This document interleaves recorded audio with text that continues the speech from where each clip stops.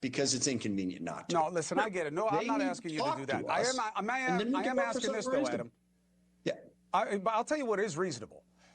Yes, they're playing games with illegal versus lawful and who gets what services. And even Republicans, Mike, you know this, even though you weren't here for it. Republicans were in favor of the reimbursements to states. It was about upping it to 90%. Everybody knows you've got a moral and legal imperative to give emergency services to people, whether they're here legally or not. Republicans have warm blood in their veins as well. What I'm saying, Adam, is you guys can give on that. The reimbursement rate could come back down to what it used to be. Asylees may be here lawfully, but it's kind of fugazi because 90% of them don't get asylum. So it's a runaround that allows them to get treated like they're lawful when they're not. Why don't you give on that?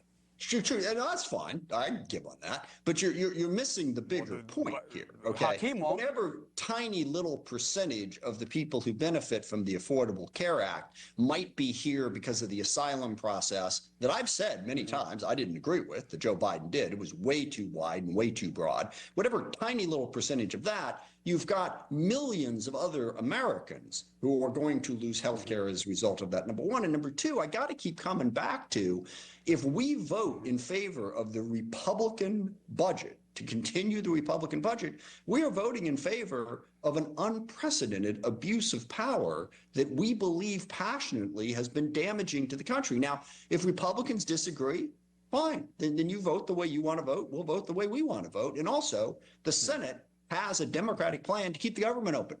Okay, why don't Republicans vote for that if they're so hell-bent to keep the government open? We put a plan on the table. They don't like it, and they're voting no on that. What do you hear, Mike, about what's happening in the Senate? I know you guys are both in the House, and I respect that. But, Mike, you can respond to it. But what do you think that there's any room for movement anytime soon from what you hear about your colleagues on the Senate side?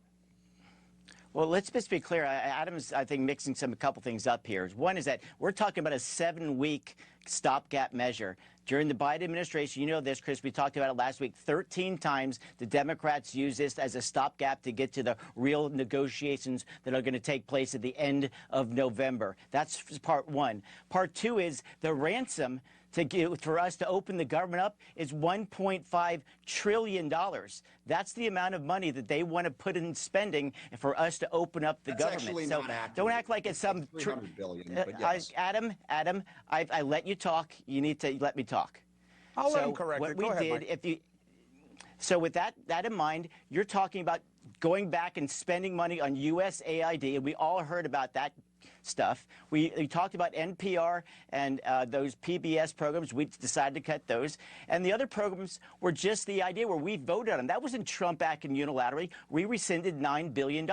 And all we're asking them to do is to go back to the March agreement that we made with Chuck Schumer. And for the next 7 weeks, we'll have the government open. And then the debate that Adam and I are going to have long term is, what about those health care programs? That's the debate that really matters. And that's what we should have in November instead of penalizing federal workers and shutting down the government as we are right now. I got to tell you something, Adam. I want you to respond to that, and this isn't relevant to you guys. I'm going to give you the last word, Adam, and I appreciate you both. I hope Chuck knows what he's doing, Schumer. You know, I grew up with him, you know, as a member of the House and the Senate. You know, he's New York. But this, I believe, is the open door for AOC to run for his seat, because he owns this in a bad way right now. I know that's not about you guys, but I know. What is your real dollar amount if it's not $1.7 trillion?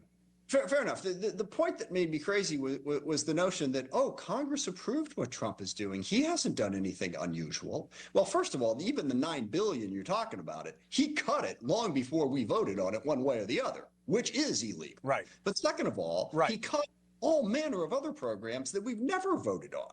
He cut transportation programs. He cut energy programs. He cut hundreds of thousands of jobs. He got rid of the Department of Education.